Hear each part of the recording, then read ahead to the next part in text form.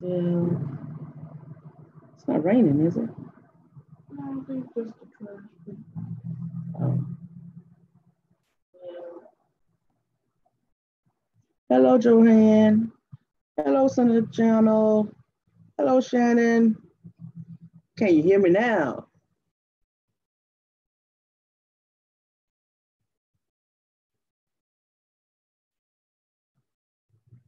Hello, y'all.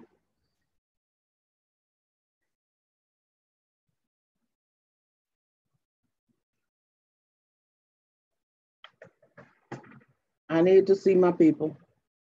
It's been a while, and I need to see y'all.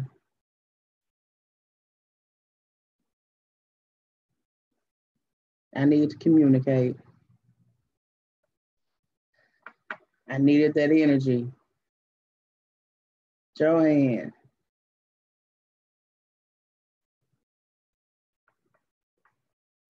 Love you too.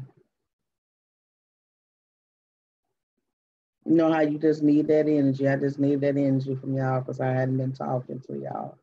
I need to do more live streams, but it seems like every time I think about doing something, everybody else doing them. So I'm like, I don't stand a chance. It's like everybody doing live streams. I'm like, might as well wait.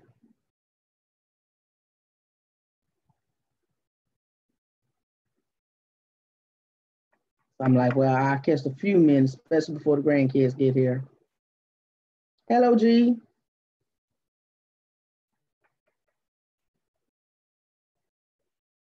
Trying to catch them few minutes. Why ain't nobody really doing nothing?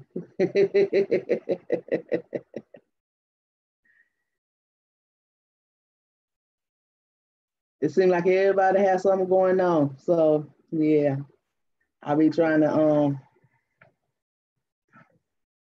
thank you, Shannon. I'll be trying to catch a live stream that's nobody's really doing anything. It just twisted up, nothing fancy.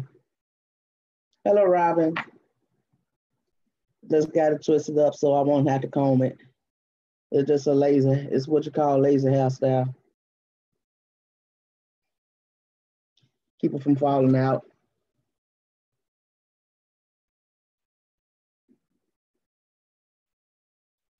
Okay, Joanne. But thank you, Shannon. My kids thought I looked silly.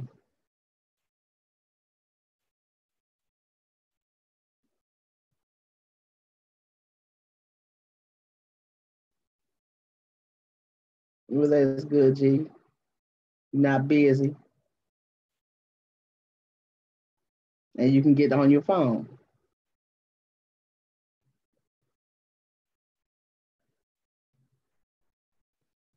Like I said, my kids like, oh, mama, no. I'm like, but it's manageable. They want something glamorous. I'm like, no, not yet, huh, G? Today is still young.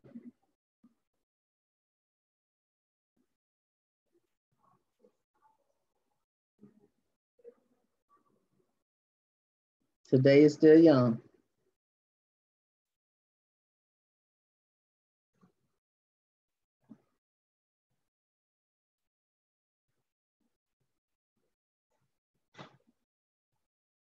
Yeah, Robin. I'm comfortable with it. You know how young girls is. They want something glamour. I'm like, this is comfortable.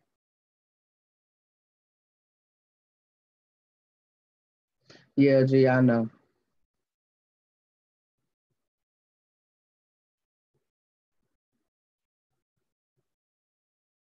That lavish lifestyle. It must be nice for them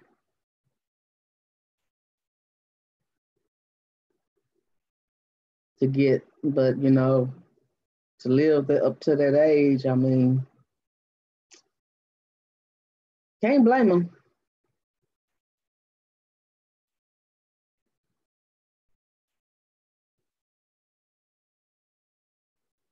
Can't really blame them.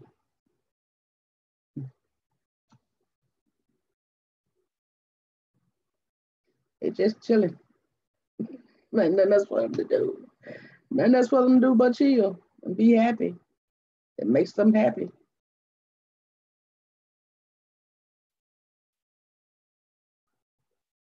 I know, right?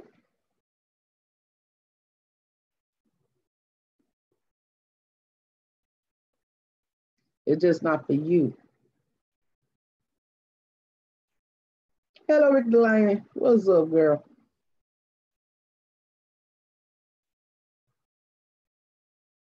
I still hadn't talked to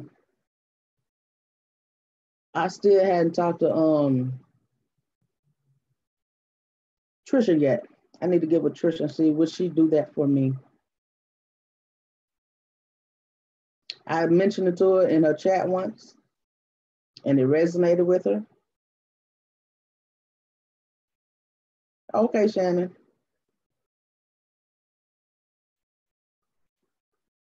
But I still got to ask her would she, do like a little tutorial on reading cards for you guys.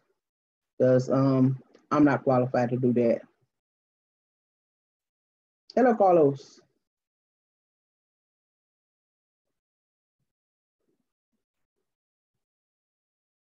Carlos. I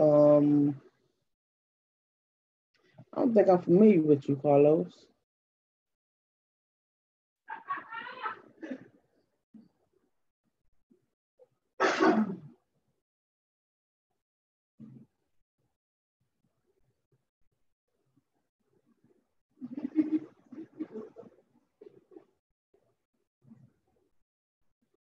Just stay here for a little while, Carlos. I'm not really familiar with you yet.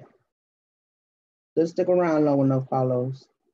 The people who are moderators, we've been together for a long, long, long time. So you kind of have to earn your wrench. And these people who have wrenches, we've been together for a long time. These people don't just have wrenches, they've been with me for a long time.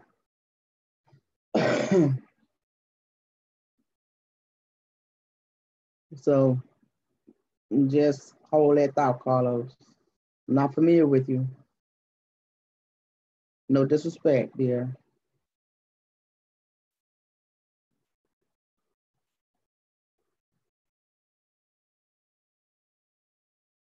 No, Carlos. See that?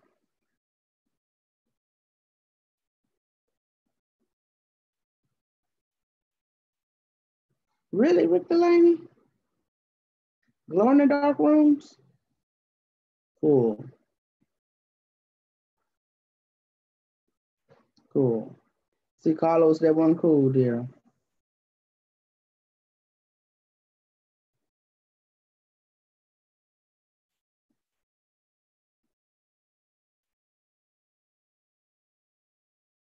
Hello, Just Spitfire. Welcome.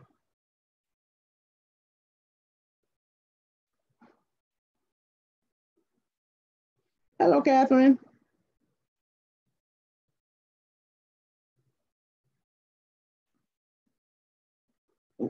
Well, Spitfire, that has nothing to do with you, dear. None at all. So don't even put yourself in that category.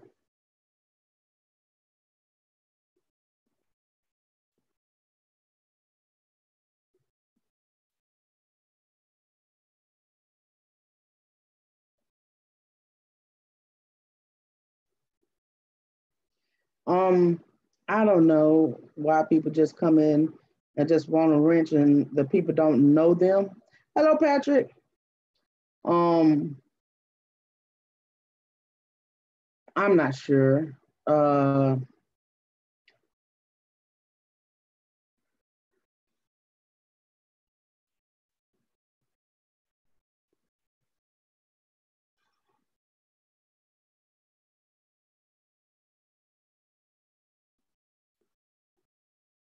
See there? That's not cool.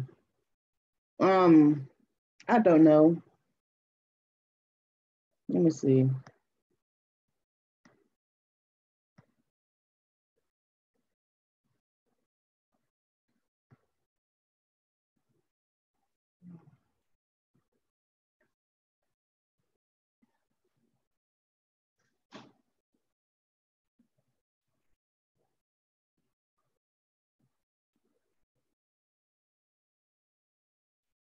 Can I do anything from here?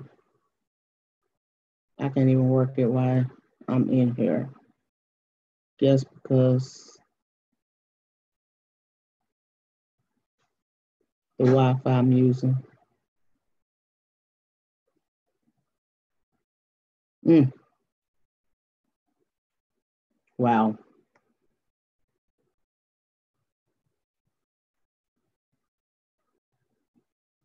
Hello, Anya. Got the crazies in today. I see. I can't even ban him from my end. I might just have to bring somebody in to be able to do that.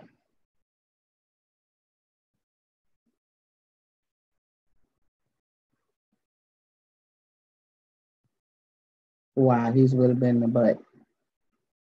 Um, Let me bring somebody in and make them a host. Maybe that'll work. Because I can't do it from my end. Hello, Robbie.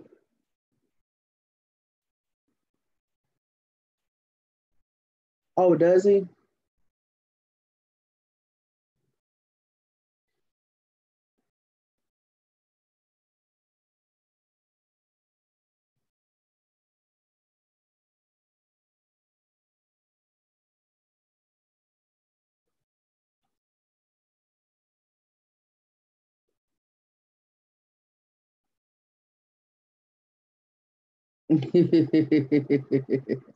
Well, see, I got all my people in here backing me. So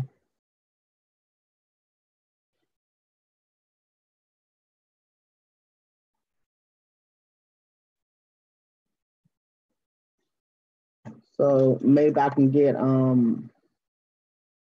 I can't block them from my end because I guess it's the type of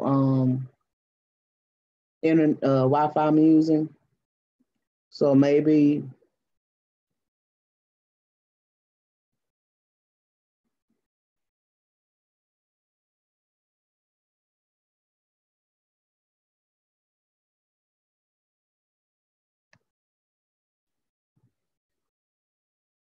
hey, 1111, if I bring somebody in as a host, make them a host, they can get rid of them.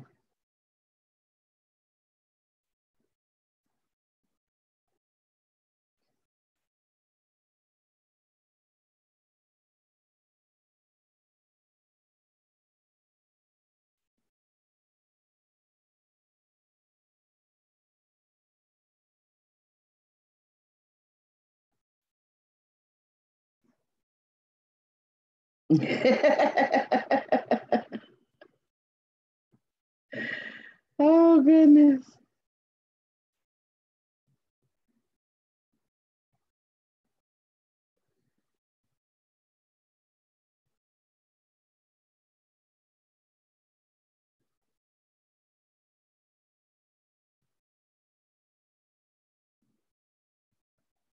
My. He's really having a field day, isn't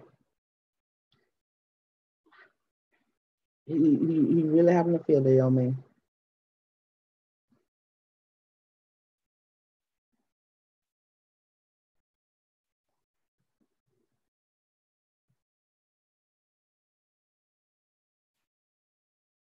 Somebody come in here with me.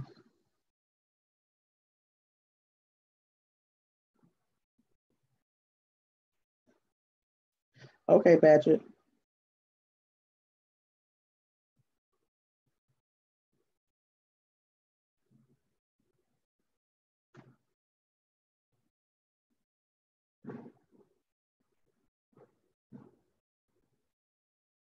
Yeah, come on, Robbie.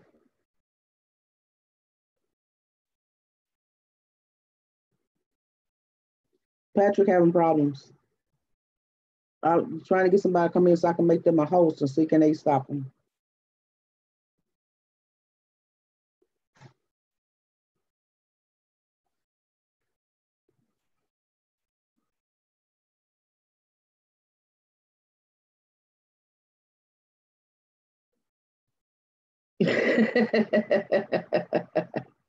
I know, right?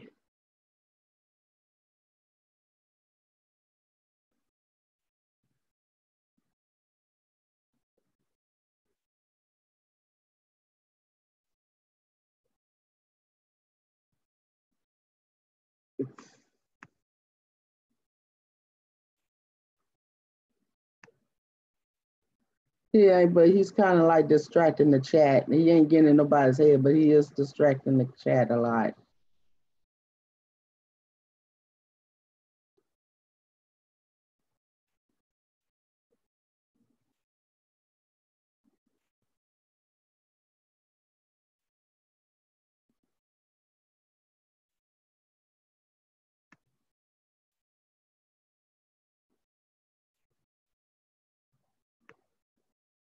Eleven, where you at?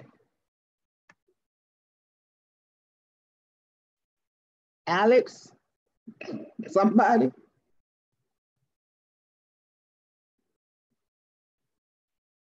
Hello, Aurora.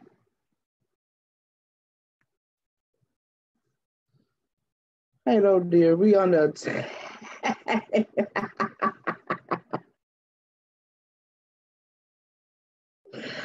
Oh, goodness, girl.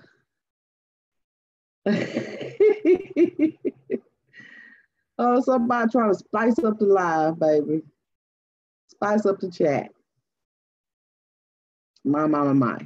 Before I could even start,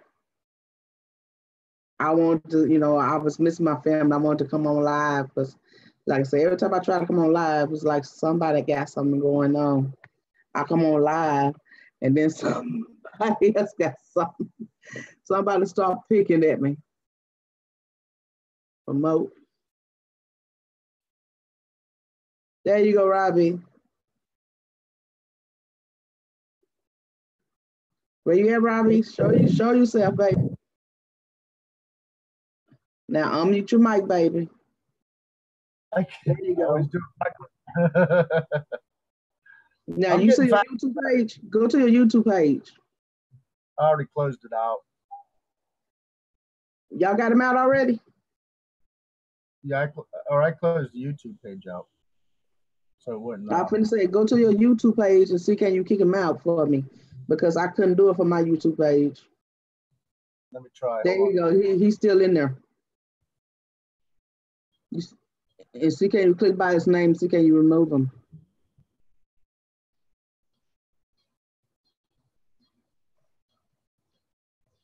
I gotta mute the speaker though. More, make you a co-host. So do you want to make Robbie a co-host? Yes. Okay, now you're a co-host. Now see can you kick him out for me? I can't work the YouTube page in this. When I go into YouTube, it cancels my audio out on it. Try it again. Okay.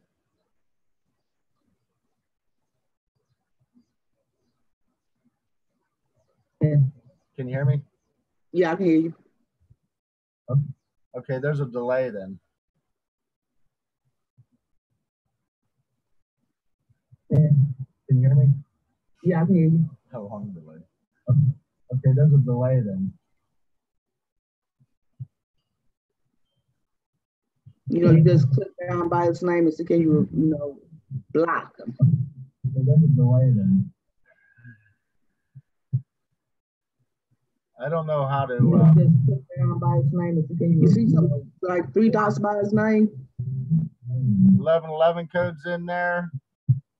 Or you mean the other guy? The one that's getting like 3 dots by his name? 1111 codes in there. Or you mean the other guy? Robin said he's changing his names.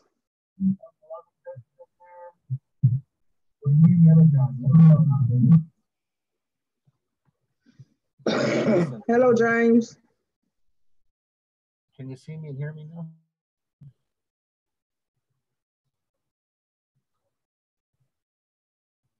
Hello?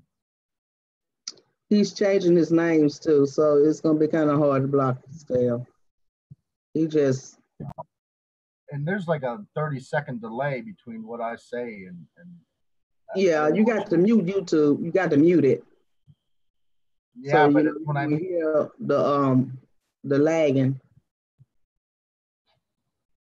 And even the yeah, but like my motions lag like 30 seconds, if I move or talk. Mm-hmm. It's not instant. It's got to go to you or through you and then back. I don't know. What can I do? Well, he's spicing up the chat. What's he saying?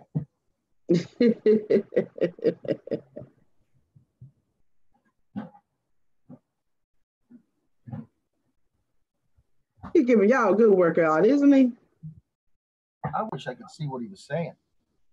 It's deleted before I can see it.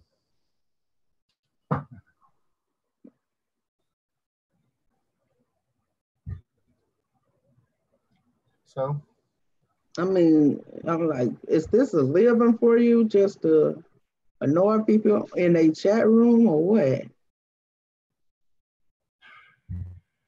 I guess you get a kick out of it. You getting kicks out of it, I guess. I don't know.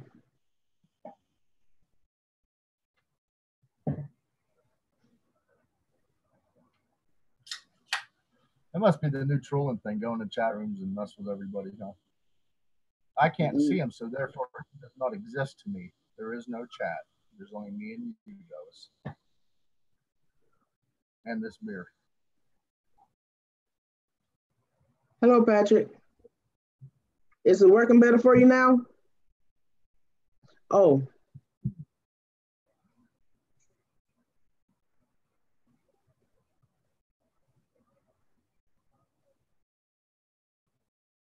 Hello, Patrick.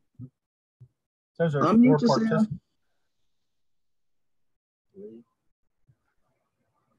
Unmute. Unmute. Me? No, Patrick. I never do that. I never do that.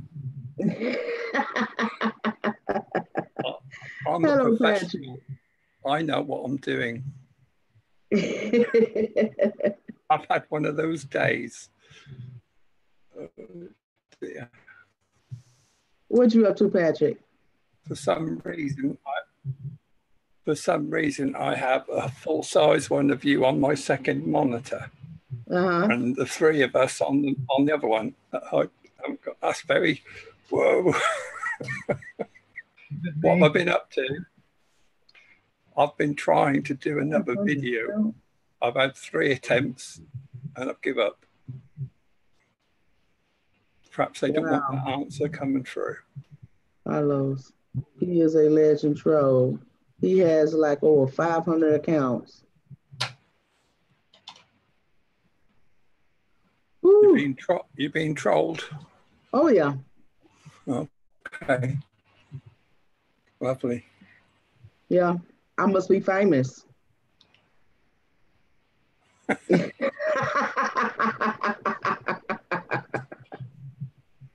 think we're all famous, aren't we?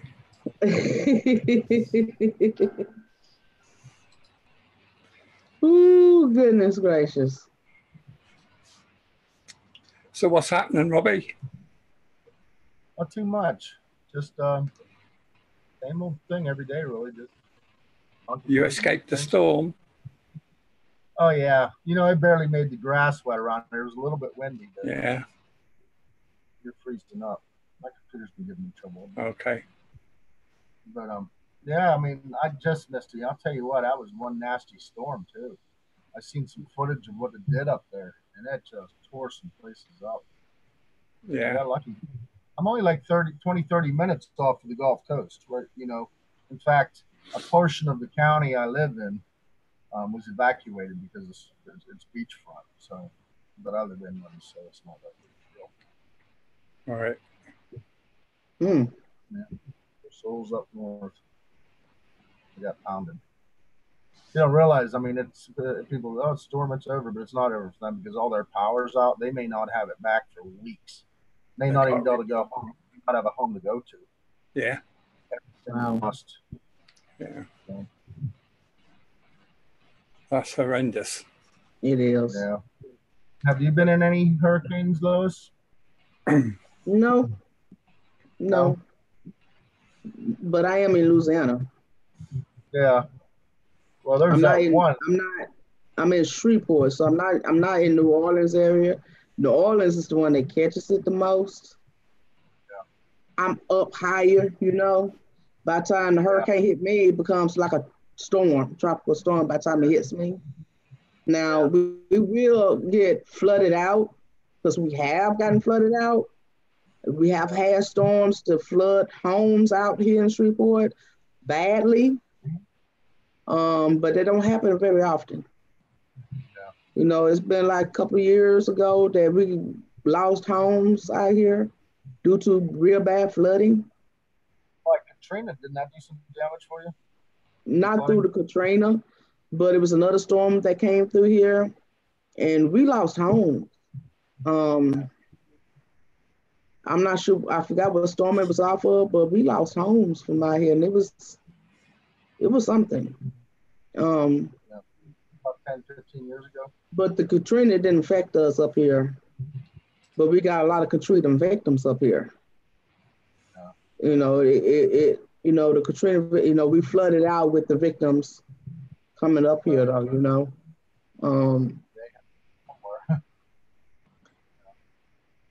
from here through Texas, because all the people came, they had to go somewhere, Some people so we felt that part of it. But that's about it. You got a feel for them, haven't you? Yeah. 155-mile-an-hour winds when it made landfall. That is fast. That rips. That flips cars over and stuff. It's like a tornado almost.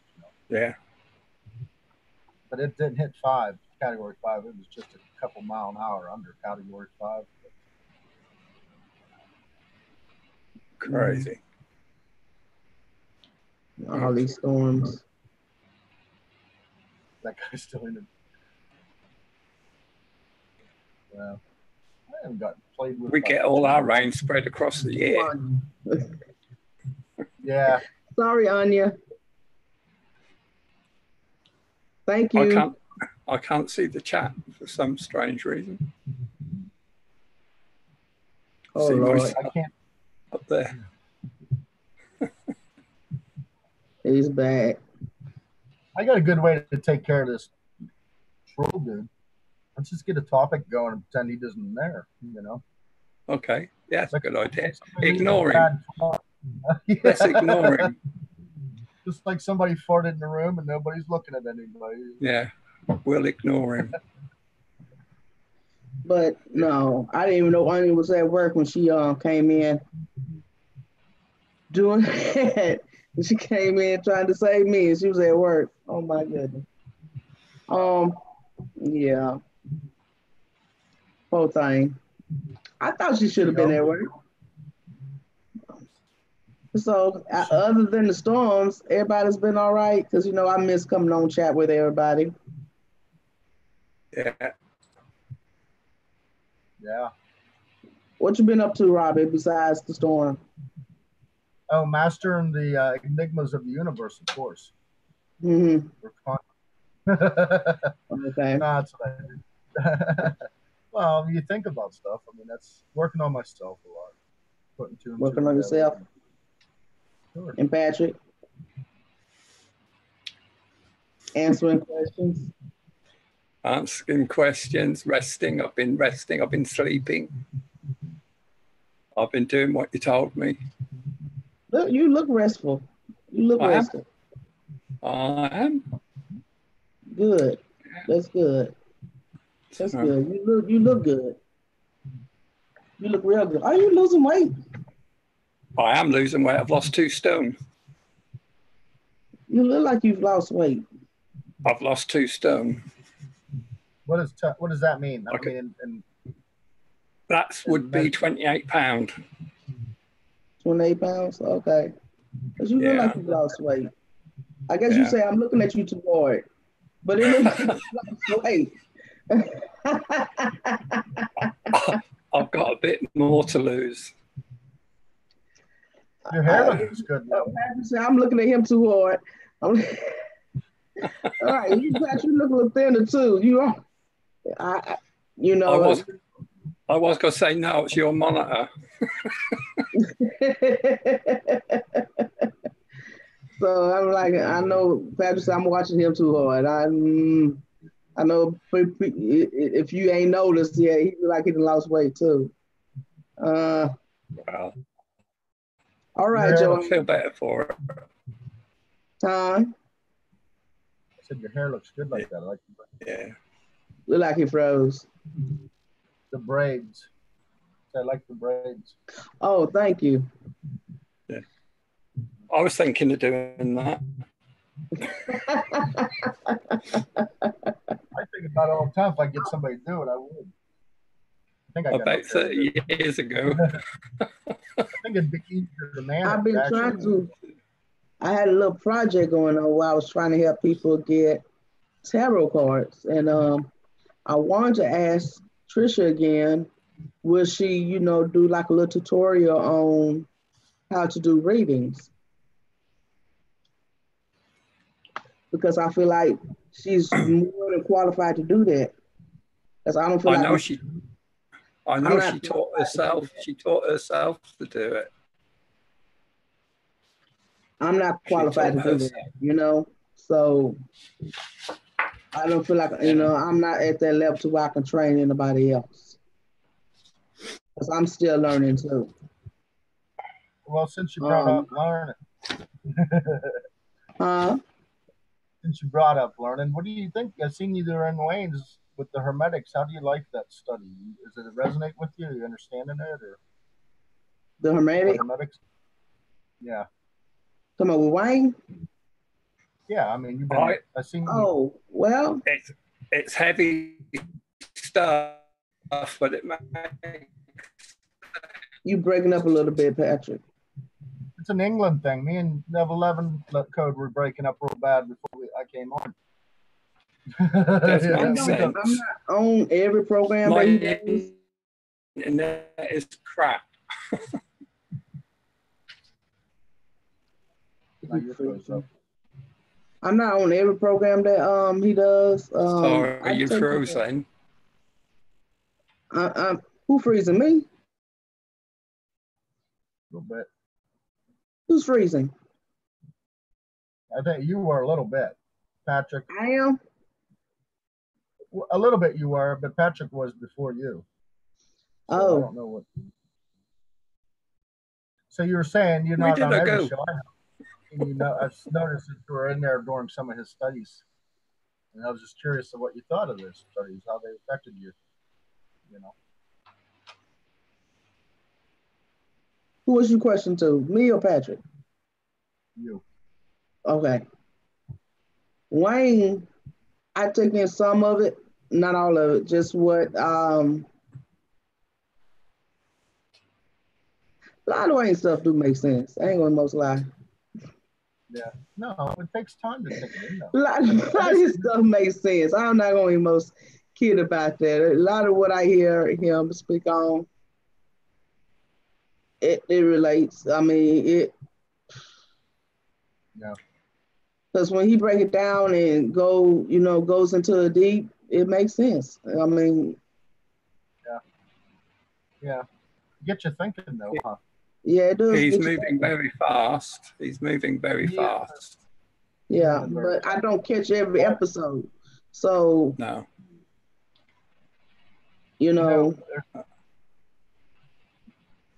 They're great studies though, and I would say take it as you can, because if you try to shovel too much coal on the fire, you'll douse it out. Not douse it out, but smother it. You know, you'll smother it. Yeah, yeah. You've got to let it breathe. Yeah, but you know, I'm not on every episode, so I'm not catching everything y'all catching if y'all there every day.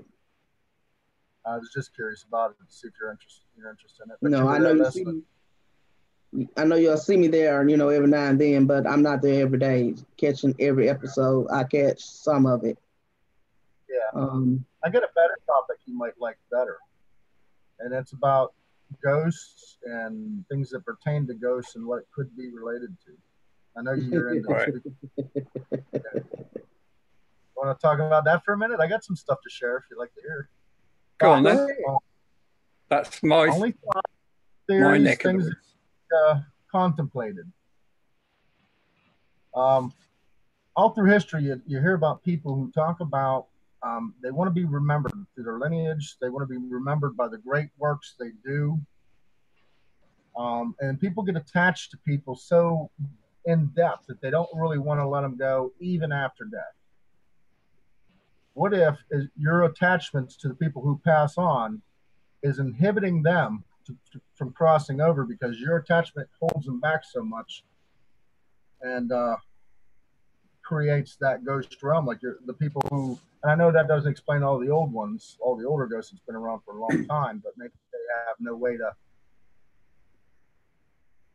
I don't know. But it's just a theory that I had about when you're attached to somebody to such extent that it doesn't allow them to move forward, possibly. And that's why some people see the ghosts of their parents or whatever, and they get like, I've seen, you know, they're real upset and they finally see their parent or whoever died, their husband or wife or whatever, and it kind of sets them free. They don't stress over the loss of it anymore. You know, you understand what I mean? I like that attachment to not letting go of something. Could that be possible? Yeah. Because I seen a video one time of, you know, how they catch spirits on camera. I think you can. I seen somebody at a gravesite. Oh, but that's my. Come on now, internet. I am going to get rid of my background to try and save some bandwidth. Come on, internet. Don't act no fool.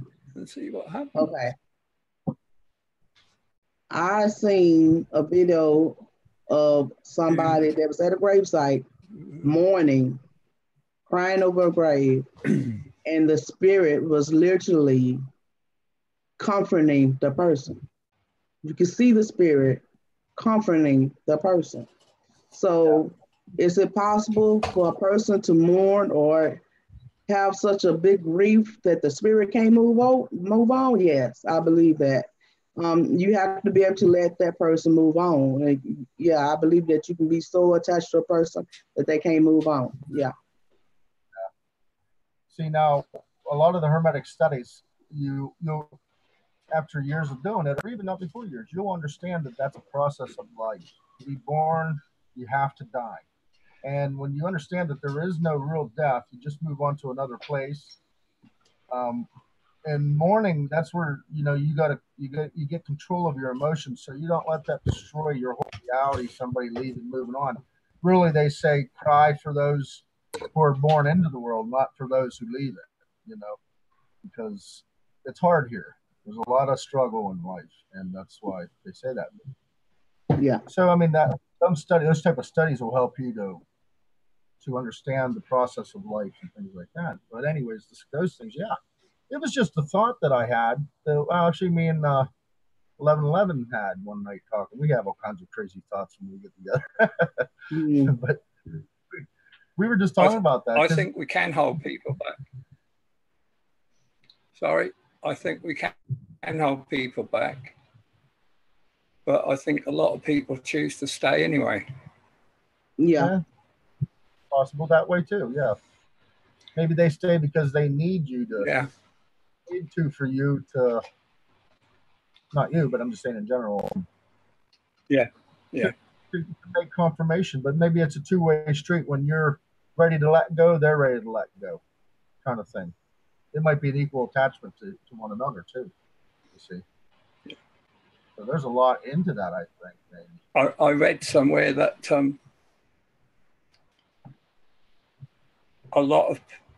most people who die, who haven't had a long life, shall we say, people who die quickly, unexpectedly, they find it difficult to accept that they are actually dead. You know, so they may stick around for a while. Yeah. Yeah. Yeah. I'm going to. You think they are needed?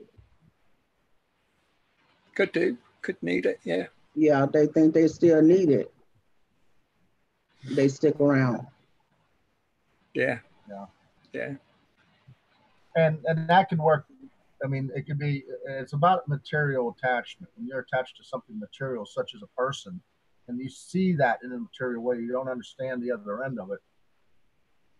And at the same time, their attachment to the material, not wanting to let go of the material world and the people they know in the material world. You know, there's such a good study behind letting go of the material world things. And Jesus says in the Bible, what does he say?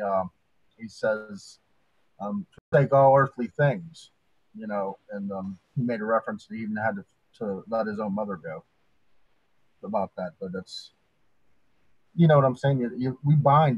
I find we bind ourselves and things to this world because it's the only thing that we really know, because we don't know about the other side of things, you know. So it's just a thought, you know. Those are the kind of things I do. To have these thoughts, it's good to ponder these things. Well, yeah. That's time well spent in my book. You know, it's better than watching television. Oh yeah. That's all time. I got so much time. I have Yeah. to. I think I go crazy anyways. But if I didn't spend my time pondering and contemplating, I'd be like, I don't know what I would do. I'd probably do like everybody else and go out and find excitement and entertainment, or what do they call that? What do they call it? You've got to have a stimulation of some sort. I keep getting bandwidth errors. I'm having a bit of a problem. How's the pantry going, Liz? I'm just now making orders. I'm having to make bigger orders because of the people. So can I do it like this because I can see? So can I do it like this? I'm having to make bigger orders, and because the more people I'm getting, it's going fine though. I'm thinking way bigger out the box because my brain just going way big. I'm thinking on some things. Yeah. For the next pantry. I'm trying to think of some things on the next pantry, you know. That's kind of what my head is trying to think on the next pantry. Because I'm having to make $100 orders now, each order, and I wouldn't want making big orders like that, but now my orders are getting bigger because of the people I'm having to serve now. So yeah. Excuse me for a minute. I'm gonna have to really move around soon. I'm not gonna be able to hold that many people. Hello. Hold on a second. Can you hear me, Lois? Yeah. Hello, Storm. You might lose me in a minute. What's wrong? You have problems? My broadband is failing me. I'm switching on Monday because of the problems I've been having. And the last couple of weeks have been very difficult. I keep getting bandwidth is low, bandwidth is low. Yeah, my computer is the only one that's attached to the router at the moment. So we'll see what happens. Hey ho. I'm trying to see my okay. You know, when I was a young kid, I used to. Let me see, y'all.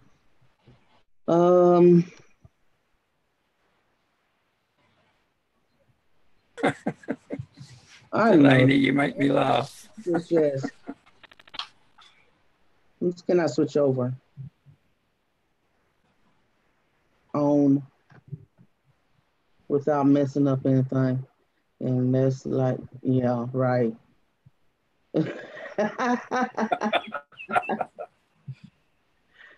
Can I switch over without messing up anything? That's like, yeah, right. And that.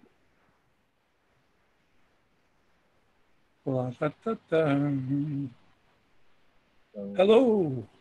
Robbie's through on me now. Hello. You're there. Yay. I'm here. Let's see, can we do it without messing up anything? The transition. Connecting.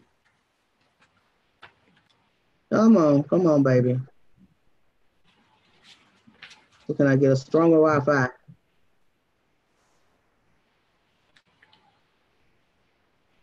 I'll be flying next week.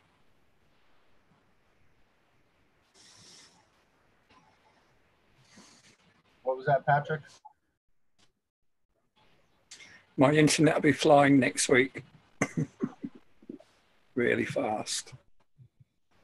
I just upgraded mine. I don't know. These Wi-Fi is just unpredictable.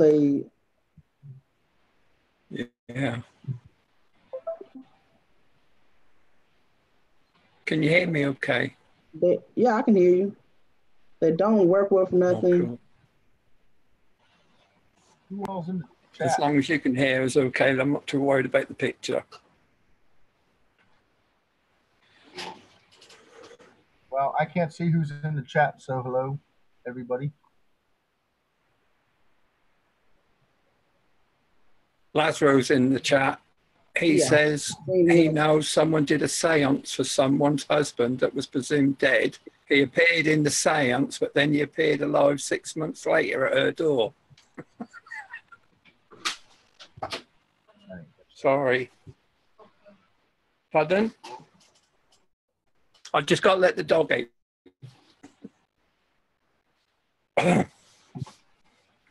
Who's that guy?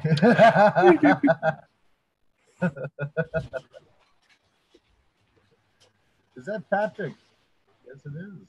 Wow, he looks different with a beard, huh? Am I all alone in here? I feel like a ghost.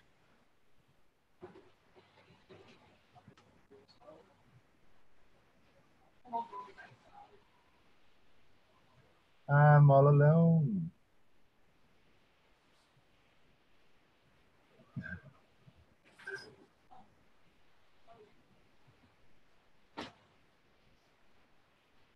No, I'm not even in the picture anymore.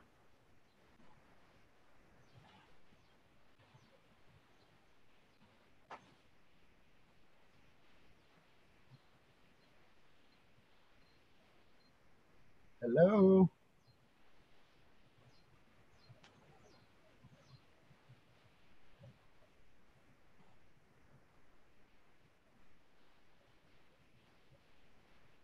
Chat over.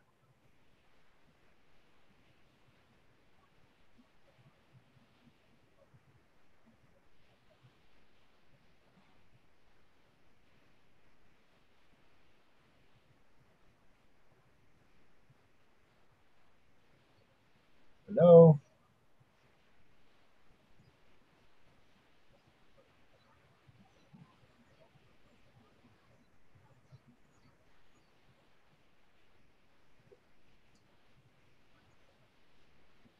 Is the chat over or something? I don't know what's going on. I can't even see myself anymore. Just Patrick. That's all I can see.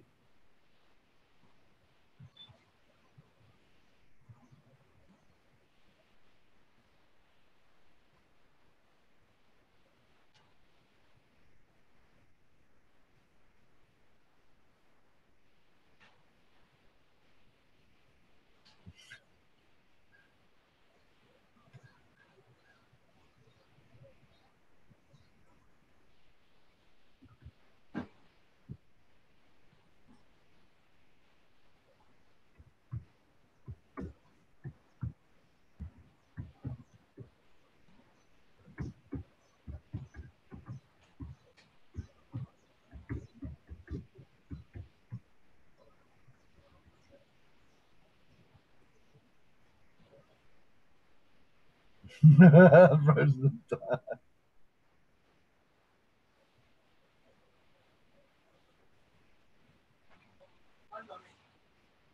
No. Oh, shit.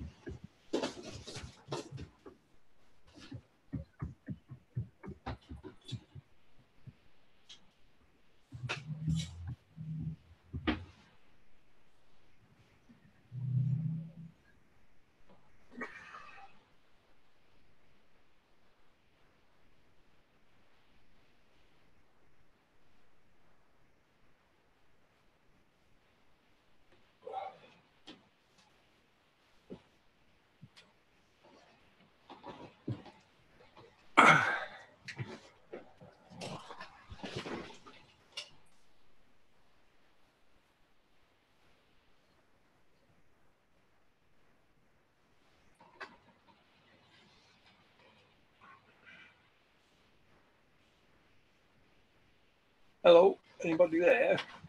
I think, yeah, but I can't see myself. And can you hear me? I can hear you. I can see myself, but I can't see you or Lois. I know. What's up with that? That's crazy. I thought I was the one having problems. Can you see yourself? Only Frozen in Time on the other side. When I go onto YouTube, I can see my face going, but you can't see it. It's frozen. I don't know what happened. Now I see us both frozen. Okay. Thanks, Lazaro. Good job I didn't say anything. I'm an open book. Have you tried reloading your page, Robbie? Oh. No. I don't know if I can. I guess I can. Just refresh. Where's Lois? I'm here. It just told me you were the host, Robbie. Hello. I'm back. The dog was going nuts. Can't see you. It worked. I didn't know you could do that. I didn't know you could reload the page like that. Yeah.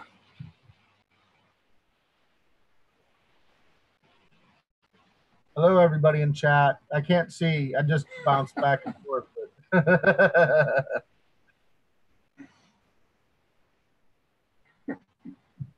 So what happened to Lois? We lost her again. Every time I come on, she disappears. That's 3 times in a row now. Anybody in chat know that? It says that you're the host now, Robbie. I'm the so host. You should be able to invite Lois back. Oh, how do I do that? That's a very good question. I've only done it once. You guys are killing me. I'm not technical. I mean, I will screw. This thing will blow up. I know it will. Everything. If you go into your settings, you go into your settings. Do you know the bit where you click to join? I got invite when you first come in. I don't have Lois. Did you? You won't need her email. You're on Zoom, aren't you? You're using Zoom. I know. I see the invite button, but I clicked it, pulled up. I had to have her email to do.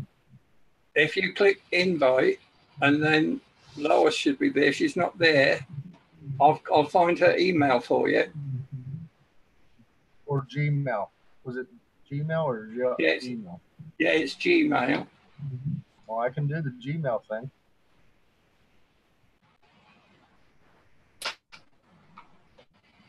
My internet is so slow. What's the problem?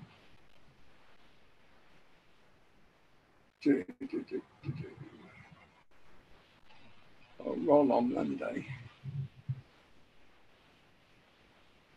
Okay, she came right up and inviting me in an email. So I have her email already. It says, please join Zoom meeting in progress. You have it.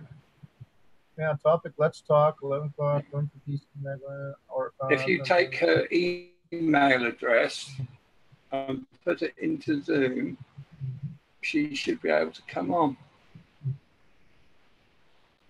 Failing that, it'll be the Robbie and Patrick show again. I don't see her email address here. It just came up. I've got a yahoo.com one for her. All right, let me Would you like me to give it to you? I don't know if I should say it over the air though, Robbie. Okay, I can go to the Yahoo one. Try that one.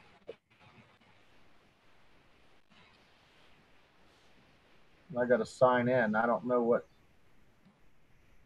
I don't have a Yahoo. I can't sign in. You don't need to sign into Yahoo. Just do it in Zoom.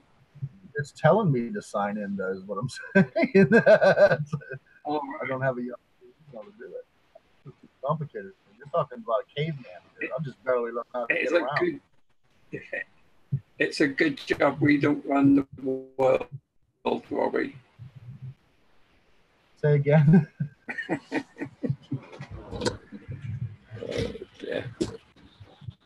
Well, it's a good job we don't run the world. Yeah, yes it is. But I don't know how to do it, honestly, Patrick. And I don't have a Yahoo account. I don't have an email to get in.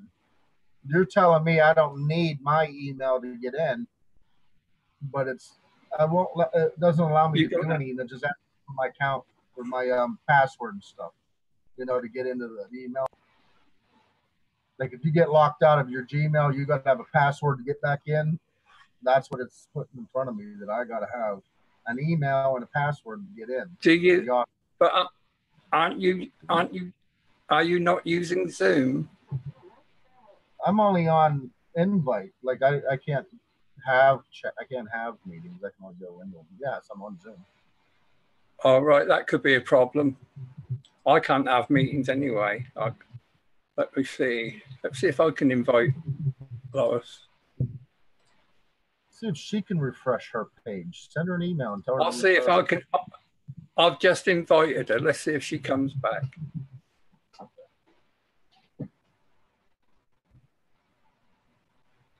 Are you there, Lois? It says she's offline. She's having problems too. What's going on in this world? No, my Zoom says Lois is offline. So it's just you and me, my man. Okay. That's a what we got to talk about? Can you chat? I can't see the chat. No. So we're two blind birds. Right. I've got the chat up now. I do have the chat up now. Yeah, we've got that email address, Lazaro, but according to Zoom, Lois is offline. So, which is probably why she hasn't come in the chat. Let's hope she doesn't have a problem. Shall we all gang up and raid YouTube? Whoops, didn't say that. YouTube is a wonderful institution. In my dreams. Are you there, Robbie, or am I on my own? No, I'm here. Can't you see me? Only when you speak. Oh, really? Oh, okay. Crazy. Can you see me all right? Oh, yeah, full screen. Full big green Wicked. screen. Let me show you what I can see. I have two monitors. You're on that one, and I'm on that one. Oh dear. Crikey, it looks like Crazy. Captain Kirk. It's like the Enterprise. Yeah, you're like Captain Kirk in front of the console there. It's like the $6 million man. We have the technology. We can rebuild him. So, Robbie, talking back ghosts again. When somebody sees a ghost, can the ghost see them?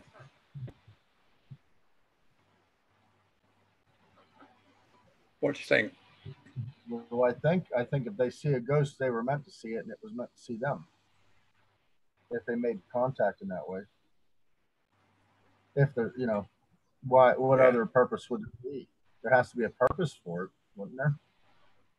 Maybe this could be. I'm not really a friend of ours was around the other day, and she said that her sister is psychic, and she visited this historical estate, with the big fancy house and everything, and she was walking around the stable blocks, and she saw this gentleman in old Victorian clothes, top hat, long coat, boots, and he stopped and waved at her. And apparently that was the original owner of the property. Been dead for years. Maybe there's a possible past life connection to that dream and the fact that she was even there.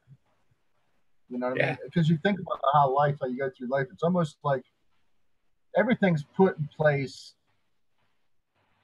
like in a way for you to learn and experience it. You know what I mean? So I shouldn't say everything. I shouldn't say like I know that that's the way it is, but that's what it's. A lot of people say that it's that way, and it seems that way sometimes. That we're everything. If I look back at my past, I would say I'm glad that everything happened the way it was because it brought me to the point I am now, and that makes me anxious to see what's going to come in the future too. But where is that going to take you? You are the sum of your total experience. Yeah. So if you think that on like a soul journey type level where we agree to come here and experience a certain thing and play a certain role in it, for her to see a ghost in a style mansion, she played that out to happen for her to come across that and to see that type of thing. I mean, if you look at it that way. You can look at it that way, yeah. You can look at it that way. So would that be like a trigger for a past life memory that you lay in place for yourself to come across to trigger things in your mind? Maybe, I don't know. We're supposed to make all these soul contracts, aren't we? Right, they talk about it. I don't know. Soul contracts and soul journeys, and but yeah, there's also a theory that whatever you believe in is what you get after you die. Right. So if you believe in Jesus, you see Jesus. If you believe in Buddha, you see Buddha. If you believe in the other one, Muhammad, you see Muhammad. Yeah. Well. So. Yeah. Because you get these people that have near-death experiences, they come back. Yeah, to me, that's like it's like a small version of what they see is skewed. I think I don't want that perception and what comes next as far as like going and sitting in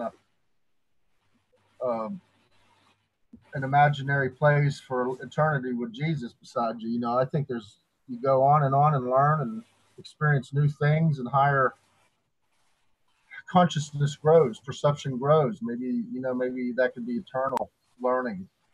Now that even Casey said that this is the hardest realm, the 3D realm, the material realm. Once you break loose of this, like a womb, it gets easier from that point on, and it's more fun and easier to deal with. This is the hardest thing to deal with. This part, it's the most painful. Yeah. It's not childbirth in a way, like being birthed out. But there's so many ways of looking at that, and I think everybody should look at all the different aspects of it, not just one. Maybe one resonates with you more than other, but when you try to see things from all angles, you know, then you have it covered. You know, I mean, as far as possibilities. Once I was going to say, once you limit yourself to one train of thought, you trap yourself. Yep. You hooked up the dock and off the river, because if you just stay on the river and keep floating, new shit comes and you go around the bend, there's a whole new world. And it just doesn't grow. I don't latch on to a whole lot of what, like I say, I that reminds me. That reminds me of a joke: two caterpillars on a cabbage leaf, and as they're eating away at the cabbage leaf, a butterfly flies over, and the first caterpillar says to the second caterpillar, "You'll never catch me up in one of them."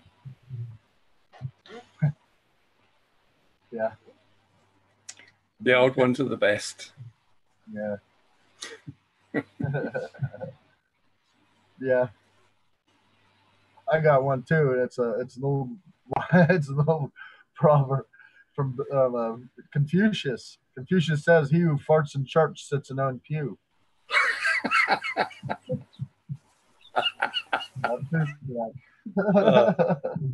Love it. That's funny. Yeah. I think of all those things because, you know, you try to have a 360-degree view of perception. When you want to look at a tree, you can see one side of it, but you really need to walk around it to see the whole thing. And then once you see the whole outside, it kind of gives you an idea what the inside would be like. You know, so yeah. I use trees for everything, but even possibilities. The thing is to allow for all possibility, and that's when you're getting into talking about hermetics and the all. That's all possibility, all scenario, all this, all that. All is all. There's no taking from it. I mean, anything you can imagine in your mind is part of all. You know, because it's thought. You know, all thought, all perception. No, I don't possess all thought and all perception. I guess to say I don't, I haven't. It will take an eternity for me to process and perceive all that, you know. And I think that's part of the journey. That's why I say the things I do. In order to get to know the all, it would take an eternity of experience, eternal. Like it's mind blowing when you get into the thoughts of it. But it's so. How many past lives do you think you've had? 90. I'm just kidding. Well, 81. I think we've had a lot. I'm talking you think about only one? I don't know why. I just had it written down years ago, like 8 or 9, 7. No, not 8 or 9, but 6, 7 years ago. I was working on this past life thing, and it was. But everything at that time was all based in nines. I don't know. 81 came to mind. 90, you know, it was like all these different things, but there was influence in that, so I really don't know. I just know that I think that there's been a lot more than I do know. Again, you know, here's the concept that I've been working with lately. I mean, not just me and 1111. We talk about a lot of things, but these are our theories. You go through the 12 constellations. There's roughly 2,100 years per constellation. In that 2,100 years, you reincarnate, you know, over and over. Now, Thoth says that 100 out of every 1,000 years, the body is let, or the spirit is let loose to take form in one form or another. I think about that. Does that mean you reincarnate in that 2,000 years, or, you know, it's possible. Maybe it's a quickening that he's talking about in the spirit, to awaken you to things once out of every 1,000 years. So the theory is you go through, I don't know, but you go through each constellation. Each constellation is like a class in school, first grade, second grade, third grade, all the way up to 12. You graduate, you go to the 13th constellation. That's when you graduate from. That's the center of, that's where the center constellation is around the outside 12.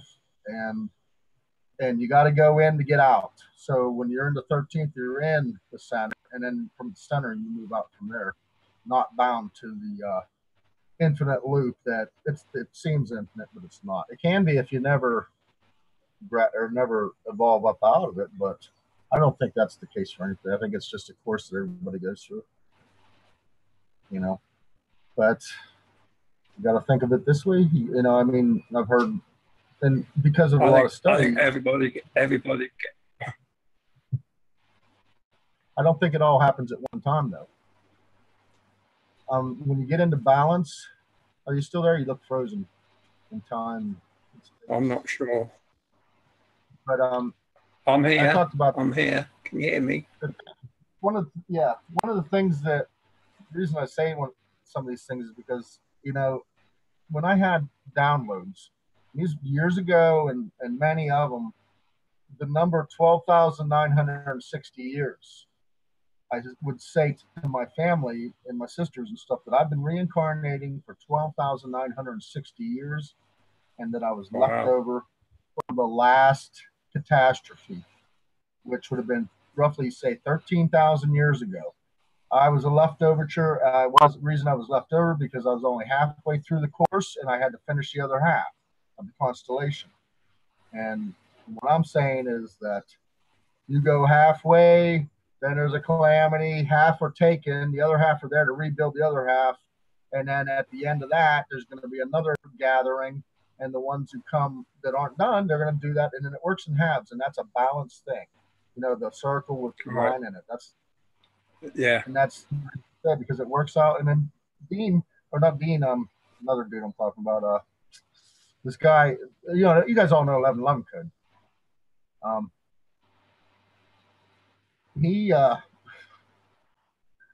His numbers, his calendar come up to 25,920 years, and 12,960 years. What I was talking about is exactly half of the calendar that he got. It's the full cycle based off the mind. Yes. So the thing is that not everybody can go at the same time. You got people that, and I'm sure you know people, and other people know people that are just so far off and out of balance that there's no possible way they can make the swing. They're not meant to. They're not done gestating. They're not done. They're like in 6th grade. They got 6 more grades to go through before they're going to get to that point. And you do that through not only that, I think you flip genders in there. Now, I don't know if you flip genders from one half to the other half, or if every lifetime you flip. I don't know. But I'm certain that you flip, because you couldn't possibly learn everything if you were just one gender. You have to. Yeah, you have to be half and half. That's the only fair way, isn't it? Everything is balance.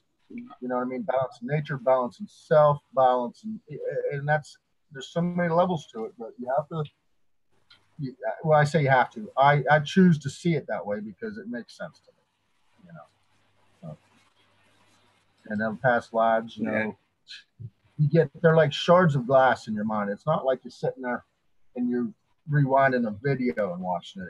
It's like wind. It comes and it's so time isn't really relevant in there because you're not in that time, and time isn't moving when you're having it. So you might get an image that is a half an hour long in real time, but it's a split second in your time in your mind. You know, the flash you get. It's really hard to describe, but when I've had mine, I could smell smoke. I could hear the horses boom, boom, boom, the footprints thumping around and stuff, screaming, and it was like that. But it was a whole picture in a second, and I don't know how to explain it, but it was enough sometimes to tear you up. I mean, really make you emotional and stuff, you know, so it was real to me. I bet. That'd be very moving. Apparently, Lois' computer is updating. So she said she'll redo a show later. So Okay, just you so and me, my man. So we're going to stay on, or we have to get We off, just or what? do what... No, we don't have to get off at all. No. I'm happy to keep talking if you are. Yeah. Yeah. And there's another thing that I've been studying pretty hard the last couple of days, and I'm going to just touch on it lightly, but it seems to pertain to me for some reason. I don't know why. As of yet, I'm still working on it. But And what's there's that? 12 tribes. There's 12 tribes of Israel, right? And people get into So the they say. So they say. Well, if you study that, there's 12 tribes, but one of the original 12 tribes was taken out, and that's the tribe of Dan, and it was replaced with two others. They combined two smaller tribes into one to create, and they removed it. The tribe of Dan is, I'm starting to think that the tribe of Dan is like the 13th constellation from the Israelites, because they were, a lot of stuff evolves around the tribe of Dan. Some say they're the demigods. They were the demigods. Some say that they were they were warriors or warfare. They say they were the original Atlanteans, or I mean, there's so many things that they say about the tribe of Dan, but it's all guess because it's a mystery. They know that they made the Exodus. The tribe of Dan made the Exodus out of Egypt when Akhenaten was in rule, same time of Moses. Okay, Akhenaten is oftenly thought of as Moses. His one daughter took 50,000 troops, and some of them ended up in Americas, and some ended up in Sardinia, some ended up in Ireland. The Princess Skoda came, which was Akhenaten Nefertiti's daughter, went to Ireland. That's how you got Scotland, Skoda, and even Nova Scotia, where Oak Island and the treasure was. There's Egyptian shit in there. See, they were all over the place. In the Grand Canyon. So anyways, this tribe of Dan was like the Akhenaten tribe. So the Akhenaten, if you look at his thing, he's known for being really weird, alien-like, with a big head and all that, Never seen images of Akhenaten? So do you think he's got an elongated skull then? Well, he's carved in stone, and Egypt would have an elongated skull, so I would say they probably carved it the way it was. He had a real weird shape. People say, oh, he's extraterrestrial. But there's a lot of studies. Would that make him an Anunnaki? No, well, that's getting really deep into it, but there's the Atlanteans and Lemurians, and they say the pre-Diluvian race were elongated skulls, and a lot of them were giants, and that's why there was giants on the earth in those days and after. But so, and also the tribe of Dan was supposed to have exited Egypt and went to Sardinia, or they came from Sardinia to Egypt and went back to Sardinia. But it's the land of the giants, the island of the giants. There's thousands of graves there, and they say giant graves. Yeah, I've seen lots of photographs of giant skeletons. Apparently, there's a lot in the Smithsonian, isn't there? Yeah, that's in America. But they were the red-headed giant, six-fingered, six-toed, double-row teeth. Giants, but they were like carryovers from the pre-Diluvian age. You know what I mean? But again, when you're getting pre-Diluvian, everything was bigger then. There was giants on the earth and day, and that means trees as well. Bugs, everything was bigger. There's something different about the atmosphere at that time. And that's why I got into that one night about having like two suns. And that would create a whole different atmosphere. But not two suns that one's hot, but one hot and one cold, fire and ice. Ultraviolet, infrared. Would make the atmosphere so growable that everything would grow huge, but the oxygen levels, all that pressure would dictate bone density, muscle mass, the size of things. I mean, it would really apply. But Lazarus says the giants were cannibals. They may have gotten to be cannibals. I don't know. We don't know. It's only stories. Unless he's talking about something else. No, I know what he's talking about. The Nephilim. Nephilim. Of course, all we have to go by is what was given to us. So, I mean, they put a spin on everything too. You know, you better believe it. Whatever you're getting was given to you to. Well, I'm just saying, most of it, I believe, was twisted and flipped. And I try to do that too when I study things. I try to flip things over, because a lot of times it's the easiest way to do it is just turn it over. The truth thing. You know what I mean? Yeah. So, I mean, there's a lot about it. I mean, I don't know any of it. I don't know anything. It's all contemplations, what it can be. And that's quite a rabbit hole. You know, I mean, if let's look at this. That's why I said that one time, if somebody did crash land on this planet from another planet, they would be from a different vibrational frequency and air pressure and oxygen levels, everything to be an exact match would be hard to, especially if you crashed and couldn't leave. Now, they may have had to wear spacesuits in the beginning because they couldn't deal with the atmosphere. And if you wanted your species to survive, you would genetically engineer with the indigenous so it could live on, or even do the work for you while you stayed in your controlled atmospheric area or whatever. I don't know. I'm just saying it's a possibility. It's all possibility. And now there's even stories about how God put the graves of the giants or under the trees, or in the trees. What's that? Hello. Hello. I had a bit of a glitch there.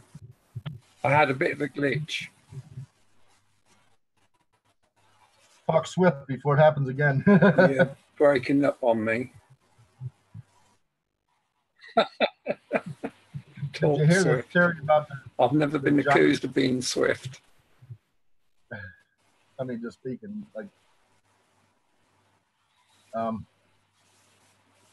well, there's another theory about the giants being encased in the trees that they cut down. That's where God put them, where they cut the trees down. Right. Put them in the, you know, they're all the hard, was it what's the name of that stone that's shaped like hexagon or whatever? Basalt. I know what you mean. Yeah. Basalt. Yeah. Yeah. I know I can churn it up there. Something interesting in a movie that come out not long ago is called Dracula: The Untold Story, and he climbs Dracula, the original fallen. It was like a fallen angel actually that was in this mountain. It was called Broken Tooth Mountain, and it was a mountain that was like kind of like Devil's Tower, made out of basalt. And he went up there, and I'm not going to give the whole movie away, but that was the story about the fallen angels being in the basalt trees that they cut down, and he was bound to that mountain. He couldn't get out. The only way he could get out was through blood, through another person of pure heart and all these things. And the guy, Prince Vlad, was wanting to save his people and took on that curse to protect his people. Right. Oh, excuse me a minute, Robbie. That's my pill thing. Okay. Well, I'm all here. But anyways, if anybody can hear me. So the theory, one of the stories is that the giants the fallen angels were encased in the tree trunks of the giant trees they cut down, and it turned to basalt, and they're locked in there. So Dracula was of the dragon. He was like the dragon type thing. There's just a lot that pertains to that. And you get it from Hollywood. It's all negativity. It's the devil. It's this and that. It might be interesting to know what the other side looks like. I'm back. Just give me a sec to take my pills.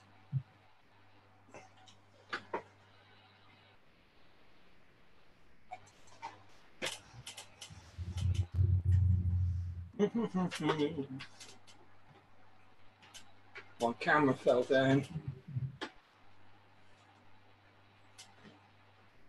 Oh, if I was organised, I'd be clever.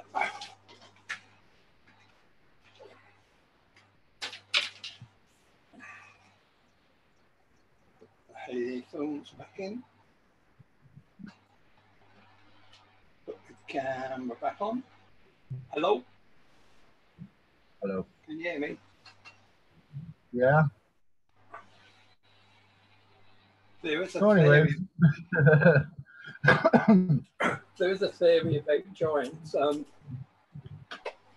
Apparently, the asteroid belt used to be a big planet, a lot bigger than Earth, and that's where the giants were. And creatures or people, or whatever, animals, whatever, on that planet grew according to the size of the planet, like a goldfish in a goldfish bowl.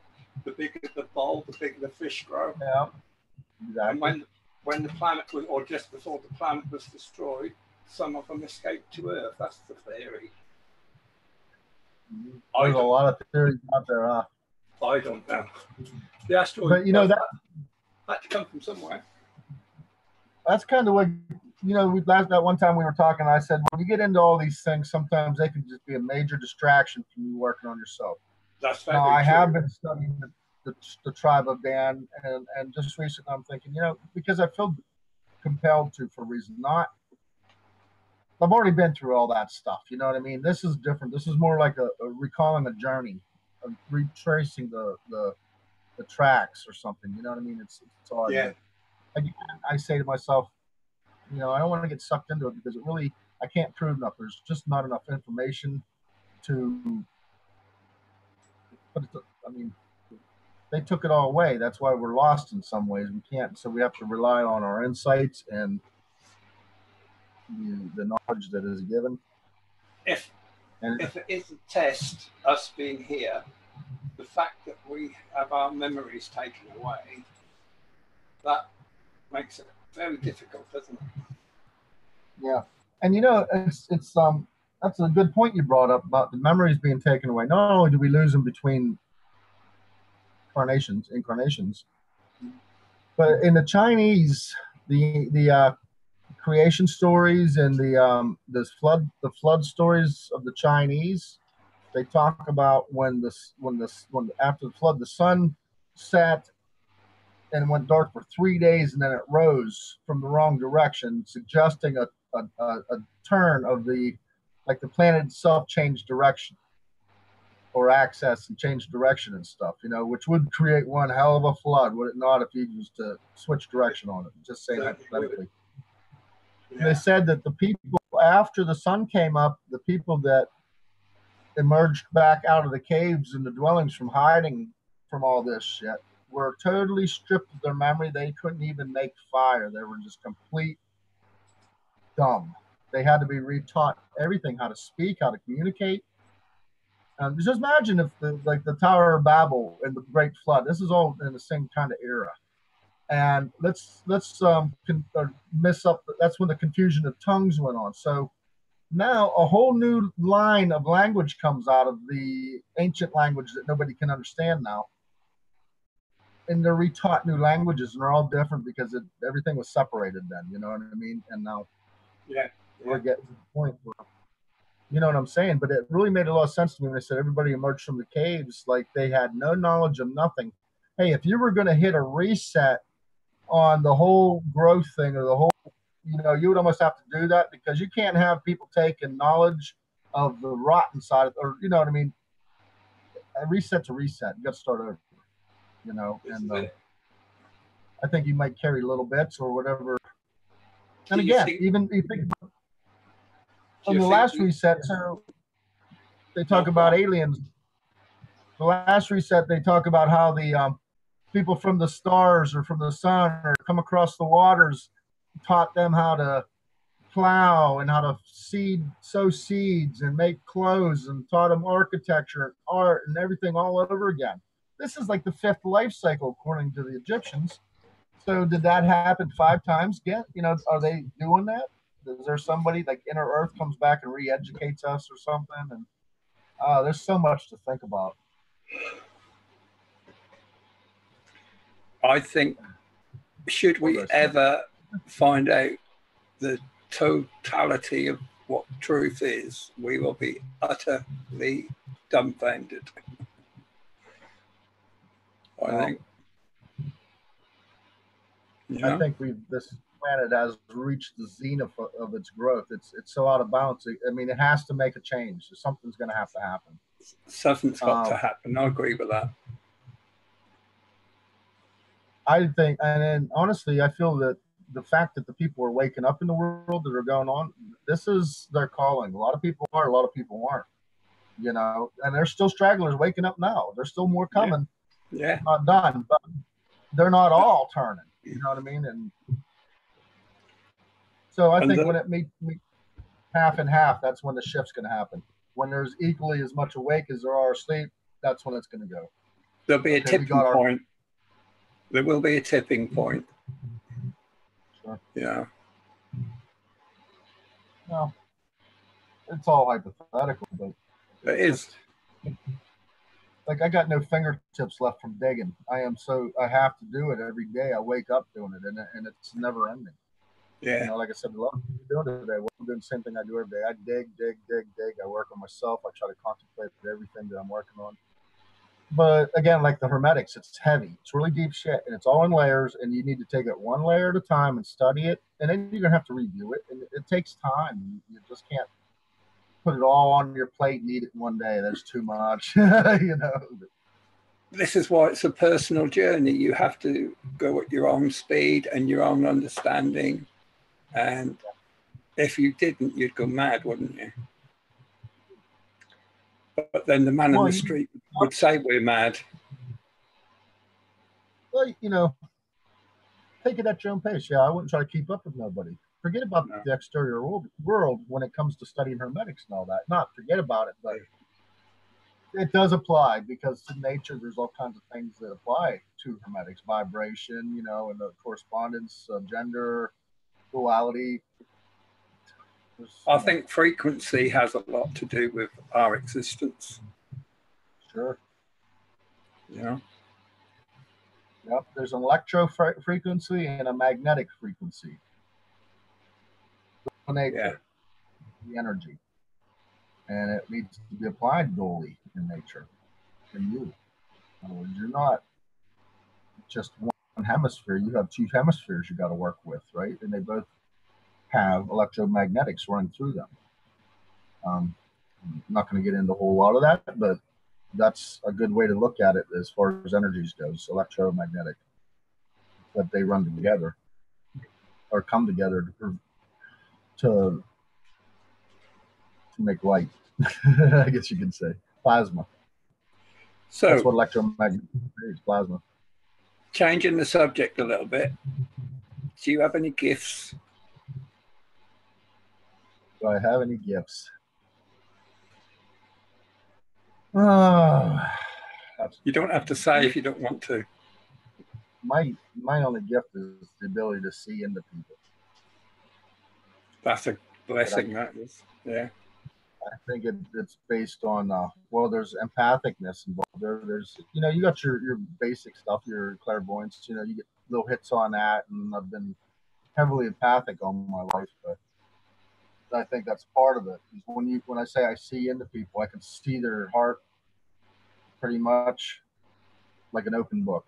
You know, it's like a flash. You know, but it's, and I don't see. I try not to look at it. You have to see it for what it is, but it's not always pretty. But you got to have the understanding that everybody's on their level, and although their heart isn't exactly ripe as the ripest apple on the tree, it's growing, and you have to allow for that and understand that without holding judgment against it. Just observe it, don't judge it, and have the understanding that they're on their level, and that's all. Everybody's on their level, so treat everybody as an equal. Yeah, I don't look at it as I don't observe people as right or wrong. I look at them with potential. They have potential. Everybody has the same potential. We're equal in the potential that we have, you know. Yeah. Now, whether you apply that or not, you know, and if they're not applying it, that's okay too, because they have things they have to learn. That's the reason for constellations of reincarnation, because there's so much to be learned, and in the end, you see the picture. See it like 360 degrees. You understand, or you understand, you overstand, then you understand. Yeah. So, just blows my mind when I think about it. Yeah. Nice stuff. That's you know what, that's honey potion in your ear right there. Yeah. Oh, my knees hurt so bad. I got so much. I'll tell you what, Lois, or not Lois, but Deborah's oral works so good. I'm about to go for another sport. I use on my kneecaps because they hurt so bad. But man, I'll tell you what, in about 5 minutes, they're just no pain. I love it. She's definitely got a gift. I shall have to get myself some. My knee was playing today. And I've been using her chakra oils too. And that could be part of this explosion I'm having the last couple of days of thoughts. So yeah, there's everything's in so many layers, but the best way to approach all of these things, especially when you're interacting with others, which is duality. Like we're creating duality right now because we're corresponding in a dualistic manner. So duality doesn't always mean it's bad. There's good correspondence that happens between duality and understanding or understanding. Really, you just know the process. You get to know and understand the process of all life and all the people in life, everything, and you see it as a gradual process of growing, the Jacob's ladder. And you don't look back on the ones below you that aren't really below you. They're just on a different rung, a different stage. And you don't say, you're a dumbass or you don't know what you're talking about. You understand, hey, they don't know now, that a couple more steps, they're going to know what you don't. But a couple more steps, I'll also know a little bit more than they know because we're all moving. Deborah says hello, by the way, Robbie. Deborah says hello. Hello. Hi, Deborah. Hello. So, I'm just telling you, I'm just saying these things because these are the ways that I contemplate it and look at it. Doesn't mean it's true. Doesn't mean it's right. That's why the path is a personal, individual journey, because you have to find what's right for you and how it resonates with you. It's when people say, "Oh, that resonates with me," that's a frequency, and that's what you're trying to do is find the resonating frequencies within you. So, I mean, where I vibrate at may not be the same for somebody else, especially when they're on different levels. What you have to be careful of, though, Robbie, is if you spend a lot of time with somebody who's down here and you're up there, you've got to be careful that you don't do that. True, very true. You can bring them up rather than you go down. Yeah. Yeah. But once you make those steps in this awakening thing, there's really no going backwards. No, that's true. You can step back to help somebody make it up a step, but they're not going to bring you down. I mean, you can always let go and resume position, I think, Yeah. But I don't really let people bring me down anymore. I did go through that. I mean, that's a process too, where your exterior life, the people in your world, this is what Lois was saying. This dragon. I find myself observing things but not reacting to them. Well, that's a good observation. That's a good observer. That's what watchers do. I've told this story before. Our car got hit on a car park while we were away from it. When we came back, the front wing was buckled up, and we actually had to pay £100 excess to the insurance company on that one. Didn't bother me in the slightest, and I had no ill will towards whoever did it whatsoever. Isn't that such a free I don't know, when people when you don't care, you're like, it's just like I don't care. It's too free. You're not bound to the emotion and sucked into that anger and all that stuff. It's like, whatever, doesn't even bother me. Just see my garden, it's terrible, and it doesn't even bother me. Normally I'd be upset about it, but I don't care. It is what it is. I mean, yeah. You got to be careful. 1111 code says emotions can drag you down. That's very true. That's why you control them so they don't control you, huh? That's right. I don't think that's possible to eliminate emotion. I think it's only possible to contain it and control it, manage it. Just like your mind. You can't eliminate thought. You can only manage it. You know what I mean? And you can only decide what you're going to do with it. Yeah. Well, that's, yeah, you got to take the driver's seat. Yeah, it is fascinating watching people, though, isn't it? Oh yeah, yeah. Yeah. You think, well, what are you getting upset about that? You go through. At least I went through a stage. I'm actually just coming out of it. That, you know, I wanted to help people and let them to know what I want to know, and it took me a long time to figure out they're never going to know what I know. They're only going to ever know what they know, and on their level and the way they perceive it. So they're on their own path. They are on their own path. Right. There is a way that you can teach, though, and help people without even.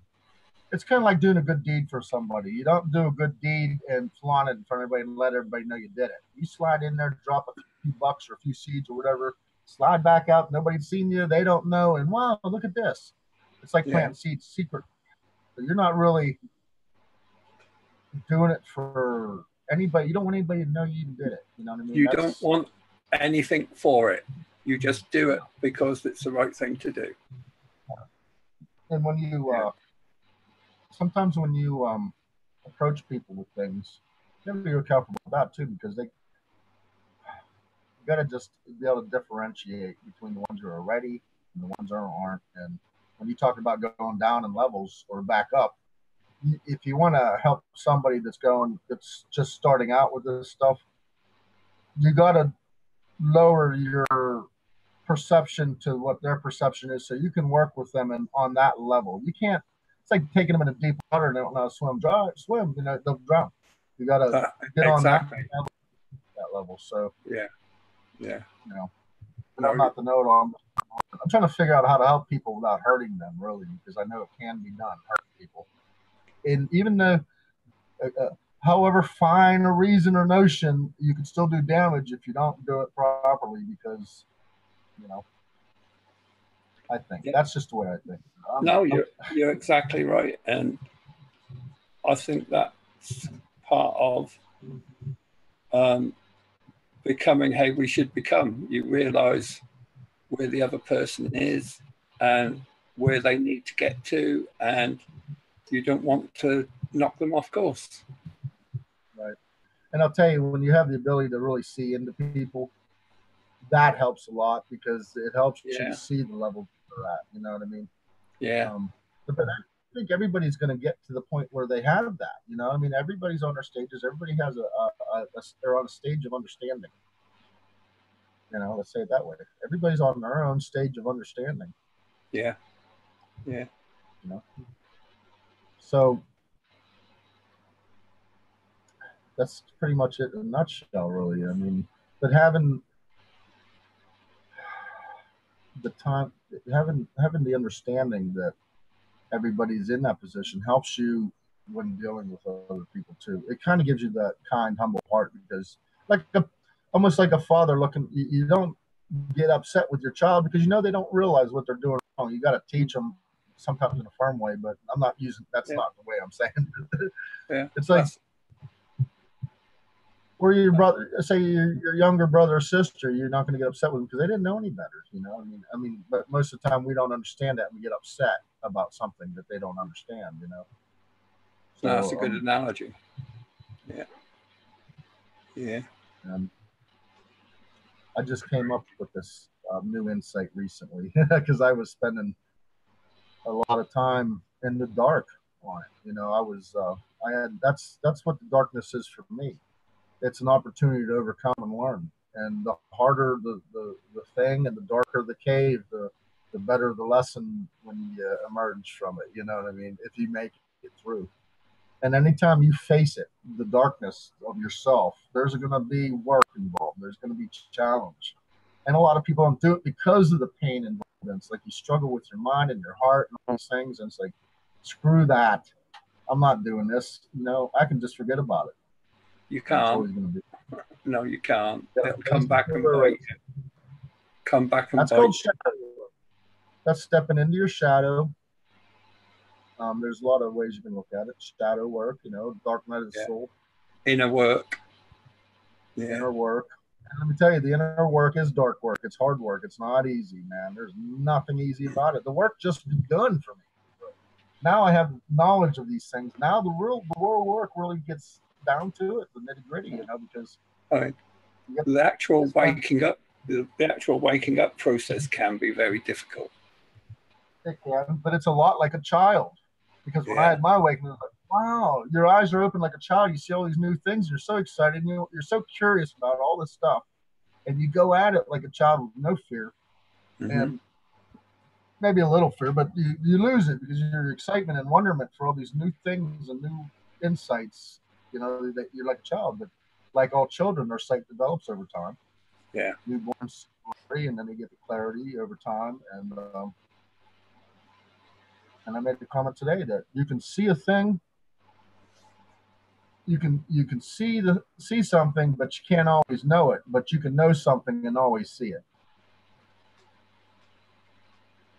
I think we have the capacity to know what is true. We just feel it. You know, that's how you can tell who's a genuine person and who isn't. Yeah, that's pretty easy to do. Really, it's not that hard. Yeah, no, it's not that difficult. Some people are taken with the other direction. I mean, sometimes there's a pizzazz to people that people like, and they, you know, I don't know. I don't know why I said that. Doesn't really matter. But everybody will learn what they need to learn through the actions, what they're doing, because sometimes it seems like it's already, your plan's already laid out for you. You're just walking down that trail, and anything that distracts you from here or there is getting you off of your trail. But you just keep walking, and whatever comes your way, you deal with it, get over it. Yeah. You know what I mean? It's without pitching a fit. Now, that's easier said than done, because I used to have one hell of a temper on me when I was younger. But I really lost it all that. Oh yeah, bar fights and everything. Just a kid, you know, just running wild. There's a lot more to that story, but I had a lot of anger in me, a lot of stuff.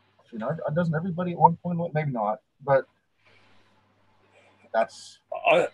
Like we said earlier, it's an individual thing, isn't it? You know, that's how I had a lot of anger, but I had a lot of love.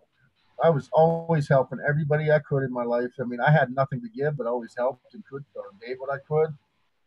The anger only came out when somebody took my heart and shit on it. And then I was like, Green Man, look out, I will rip you apart. You know what I mean? I just got so mad. I think it was more hurt emotionally, but the anger came out through that. No, you don't want to be around for that. But I don't allow it to happen anymore, because I had to find neutral on those things. You know, I don't even date. I haven't dated or been with a woman in 17 years. Wow.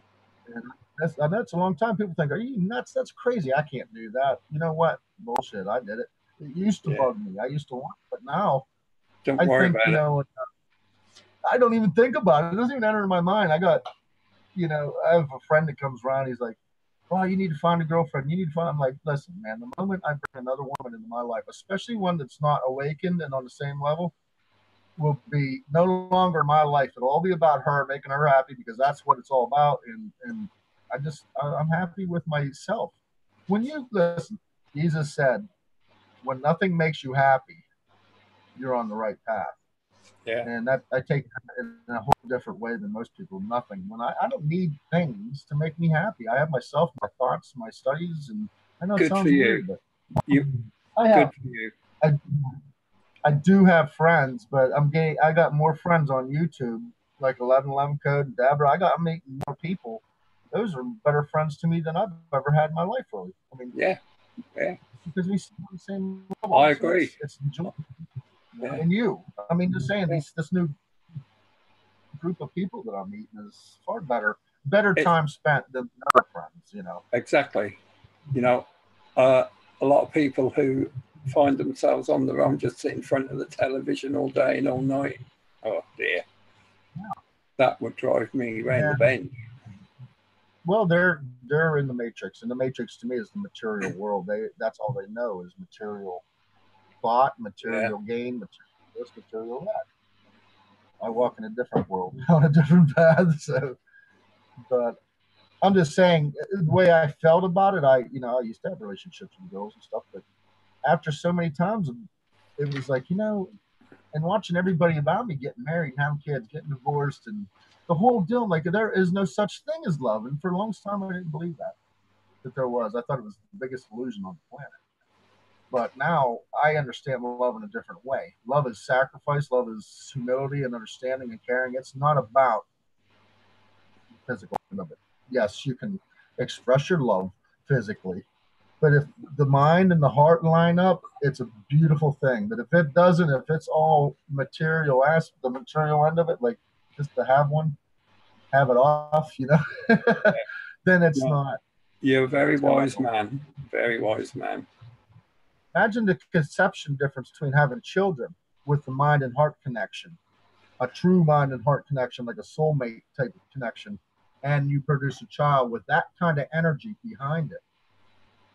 That's where the indigo children. I mean, it's got to be a great mix to bring a child into the world. To me, now if you're just out partying and you have a one-night stand and get pregnant or knock somebody up or whatever, that's not the proper energy behind creation. No, I see pattern back. That's, I told you I see. That's what I see. You want to know? But anytime I'm talking to you, I'm telling you what I see. So it's fair enough. You tell me I don't know. I do get deep. It is what it is. Yeah. It is what it is. There's a lot of levels, so a lot to contemplate. Yeah. And what patience is. Patience was one of my biggest things I had to learn. You know what taught me patience was gardening. I'd plant the seeds. I'd be watching every morning. Where are they at? I don't see them sprout. And then I'd be watching them go. Hurry up, go. Hurry up, yeah. fruit. Hurry up, get ready. Hurry. And all the time, I would in the back of my head, patience, Rob. Patience. I say this to myself when I listen to it. Patience, have patience, have patience. And if you can have patience and mode it. Laura says Lois is computer is done updating. So if you and I hang up, see if she starts another one. Okay, I don't know how to hang up. Let me see. All you got to do, bottom right-hand corner, leave the meeting. Okay. Bye, everybody. Bye.